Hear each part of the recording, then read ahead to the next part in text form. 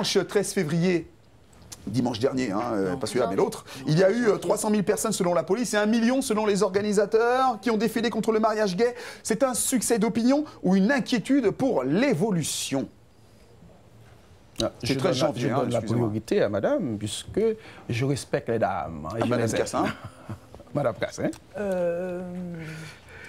Est-ce que c'est, pardon Alors la question est de savoir si c'est un succès d'opinion, hein, entre 300 000 et 1 million de personnes, mais aujourd'hui on a appris qu'il y avait en fait 350 000 personnes, ce qui est quand même énorme. Est-ce que c'est un succès d'opinion, alors on devrait s'inquiéter pour l'évolution des mentalités? Moi, pardon de vous dire ça, mais je ne suis pas d'accord sur la première phrase que vous avez dit en disant qu'il y avait une majorité de personnes qui s'opposaient au mariage gay. D'ailleurs, en plus, c'est très intéressant la formule que vous employez, parce que la formule qui est employée par les opposants et les partisans sont le mariage pour tous, donc qui change complètement la donne. Et, en plus, ce que je veux dire, ce n'est pas le mariage pour tous, c'est le droit au mariage. C'est fondamental.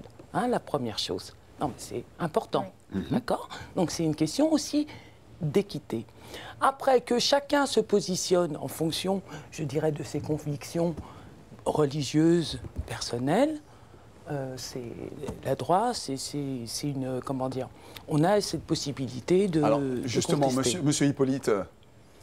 Alors, je profite pour saluer déjà tous ceux qui étaient venus avec nous le 12 janvier à Cayenne, qui ont marché pour dire non à ce qu'on veut appeler le mariage pour tous. Déjà, je commence par dire, comme à dire à Mme Cassin, que le mariage a toujours existé en France et personne n'est contre le mariage. Mais nous parlons du mariage. Donc, pour nous et pour le collectif que je représente, le mariage se dit entre un homme et une femme. Donc, nous le savons.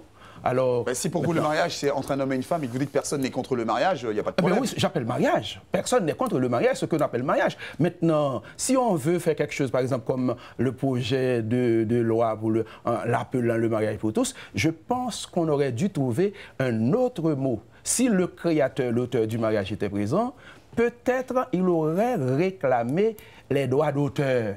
Puisque celui qui a inventé le mariage, celui qui a créé le mariage, il a donné le modèle. Il dit c'est un homme et une femme. Et si on veut maintenant utiliser ce mot-là, si on veut entrer dans ce cadre-là, il faut respecter l'auteur. Une femme veut s'exprimer, Morgane?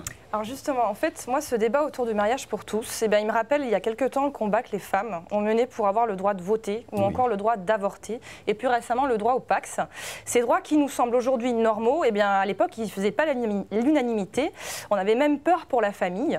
Et pourtant, ils ont permis quand même à la société d'évoluer et la famille a survécu quand même à tous ces changements. Alors ma question, ne pensez-vous pas que le droit au mariage gay rentre dans cette catégorie de combat? Est-ce que ce n'est pas pour faire évoluer la société? Moi, en attendant, je dois le dire, et je profite de votre antenne, merci déjà de nous avoir invités et merci au collectif qui m'a permis de le représenter. Et le collectif que je représente et moi-même, nous n'avons aucun... comment dit-on ça, aucune haine, aucune méchanceté, aucun problème contre les personnes qui ont choisi leur mode de vie. Les homosexuels, je les respecte puisque moi je suis... Donc vous n'êtes pas homophobe? Non. Les gens qui sont contre le mariage pour tous ne sont pas forcément homophobes? Je suis un démocrate, je suis un chrétien. Un chrétien, c'est quelqu'un qui, d'ailleurs, qui lutte pour le droit, le respect des droits des autres. Donc je respecte les homosexuels, je respecte les lesbiennes et je respecte... Vous avez le droit, d'ailleurs, il n'y a pas que l'homosexuel qui n'est pas une chose selon la nature, qui n'est pas une chose naturelle. Il y a bien d'autres choses, par exemple, tuer, mentir, voler, on sait que c'est mauvais. Maintenant, nous respectons les autres. On ne peut pas détester ou rejeter quelqu'un parce qu'il a choisi la manière qu'il veut vivre sa vie. Ce que nous disons, c'est qu'on ne peut pas mélanger les choses. Le mot mariage même, d'ailleurs, c'est s'opposer. On devrait dire en bon français, on dit se marier contre. Donc, c'est un être mâle et un être femelle. C'est pourquoi, d'ailleurs, le créateur, l'inventeur, si je peux dire, nous avons un artiste là qui sait bien marier les choses, qui sait bien marier les couleurs. Donc, l'inventeur du mariage, il faut le respecter, celui qui l'a fondé. Et bien, il a fait les femmes. On voit comment elles sont dessinées, comment elles sont faites. Madame Cassin. Et aussi les hommes, comment ils sont. Donc, c'est pour qu'il y ait bonheur dans leur union. Très bien, monsieur Hippolyte. Madame Cassin, quand on dit souvent, enfin, les défenseurs du mariage, enfin, ceux qui s'opposent au mariage pour tous, disent souvent qu'ils préféraient qu'il y ait une autre dénomination, puisque pour eux, le mariage, c'est un homme et une femme. Ils sont OK pour que 2 hommes ou 2 femmes puissent s'unir, mais à ce moment-là, il faudrait changer le nom, puisque à la base, le mot mariage signifie l'union d'un homme et d'une femme. Qu'en pensez-vous? Pas du tout. Je ne suis pas d'accord. Le mariage, il ne faut pas confondre ce qui est de l'ordre du mariage religieux et du mariage civil. Alors, à la base, le mariage était religieux. Le mariage était religieux à partir du Moyen-Âge. Pas du tout. Le mariage est un droit canonique. Je suis désolée. C'est à partir du Moyen-Âge où effectivement l'Église a été le référent pour un mariage mutuel, et avant c'était le mariage religieux qui primait.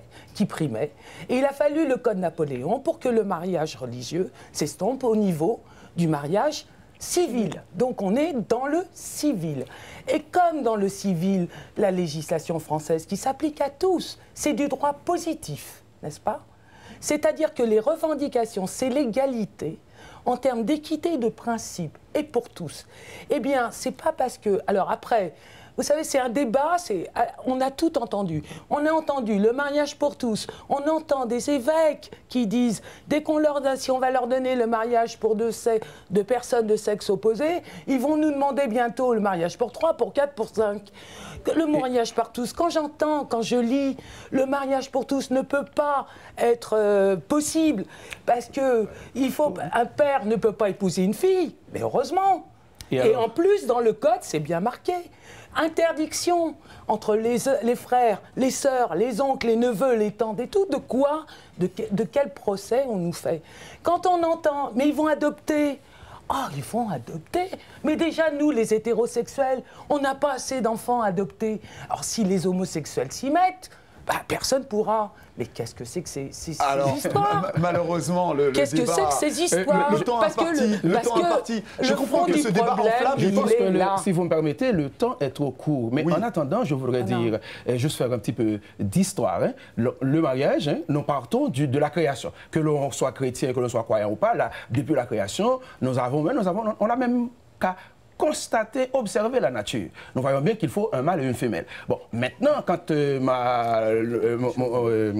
Madame Carcé a dit que le mariage est canonique, mais en France, le mariage, on a fait le mariage civil jusqu'à aujourd'hui, jusqu'à maintenant.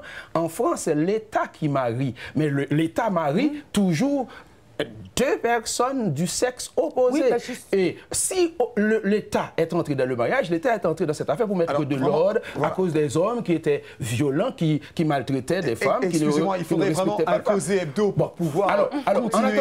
En attendant, si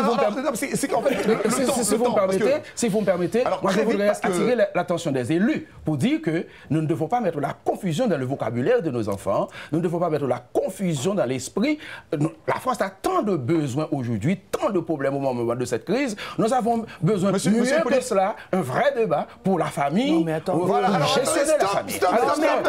merci beaucoup, Madame Kassav, merci beaucoup. Il faudrait comme je vous ai dit, il faudrait un causé hebdo pour ce sujet aussi brûlant. En tout cas, oui, on vous réinvitera. Et apparemment, pour l'instant, on ne peut pas vous marier tous les deux. Merci beaucoup, en tous les cas.